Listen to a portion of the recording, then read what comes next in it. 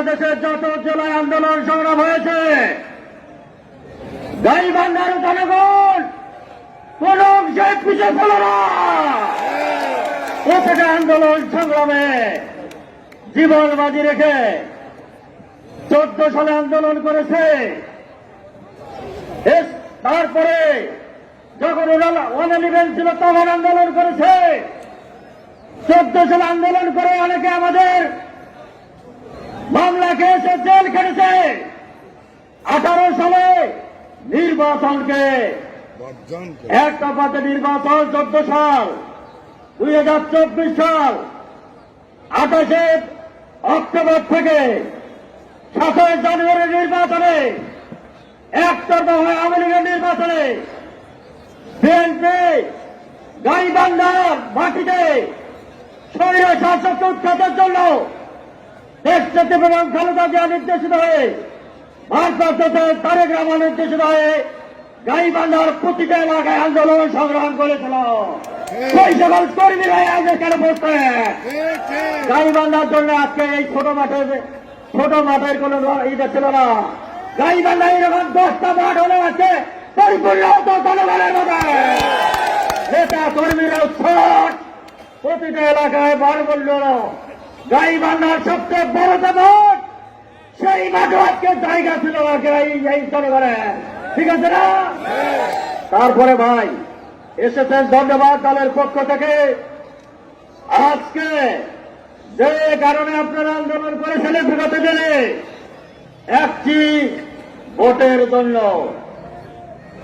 ভোটের জন্য নির্দলীয় সরকার অধীনে ভোট। বাংলাদেশে 17 বছর বিএনপি আন্দোলন করেছে।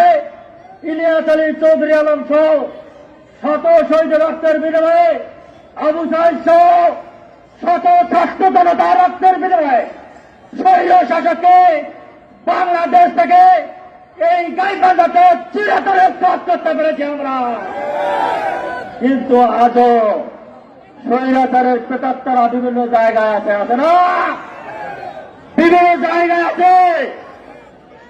এই যে ব্যবসায়ী ভাবে নিত্য প্রয়োজনের বিরুদ্ধে আমরা ইতিপূর্বে অনেক সময় গাইবান্ধায় আন্দোলন করে নিত্য প্রয়োজন দ্রব্যের স্থিতিশীলতার জন্য, তত্ত্বাবধায়ক সরকারের জন্য, হাসিনার পদত্যাগের জন্য আমরা এই মাঠেও আন্দোলন করেছিলাম তো।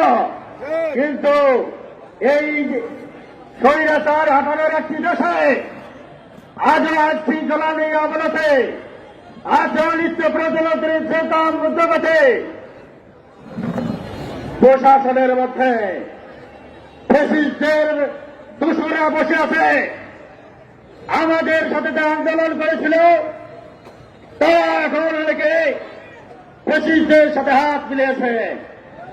আমরা বিএনপি বলতে চাই, শহীদ রাষ্ট্রপতি জিয়া রহমান যুদ্ধ করে দেশ স্বাধীন করেছিল। আমাদের বিএনপির প্রতিষ্ঠাতাকে একজন মুক্তিযোদ্ধা শহীদ রাষ্ট্রপতি জিয়া রহমান, যিনি গণতন্ত্র দিয়েছিলেন। আওয়ামী লীগের এক দফা থেকে গণতন্ত্র দিয়েছিলেন। এই দেশে গণতন্ত্রের যে বেগম খালেদা জিয়া এই দেশে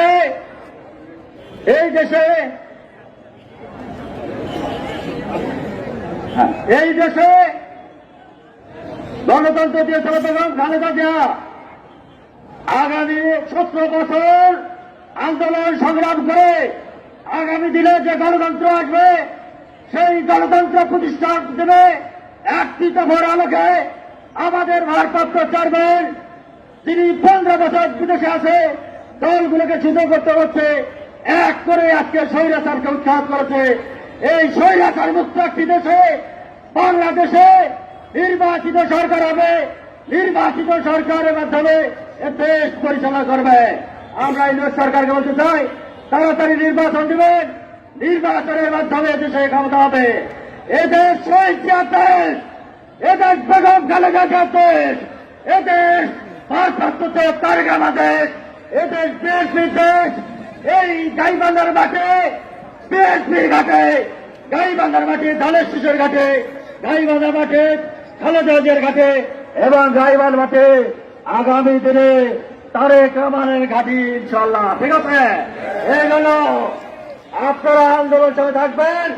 আগামী দিনে ভোটের জন্য, পাশের জন্য, অধিকার আদায়ের জন্য, এক দফা জন্য যে আন্দোলন করা হবে, আন্দোলনের মাধ্যমে নির্বাচিত হয়ে আমরা আমাদের সরকারকে আমরা বাংলাদেশে দেখে নিতে চাই। নির্বাচিত সরকার মানে ধানের শীষের সরকার, নির্বাচিত সরকার মানে বেগম খালেদা জিয়া সরকার, নির্বাচিত সরকার মানে তারেক রহমান সরকার। সকলকে ধন্যবাদ জানাবে। শহীদ জামান হোক, খালেদা জিয়া জিন্দাবাদ। আগামী দিনে একটি দফার আলোকে দেশ পরিচালনা করবেন, আমাদের বিএনপি ভারপ্রাপ্ত করবেন।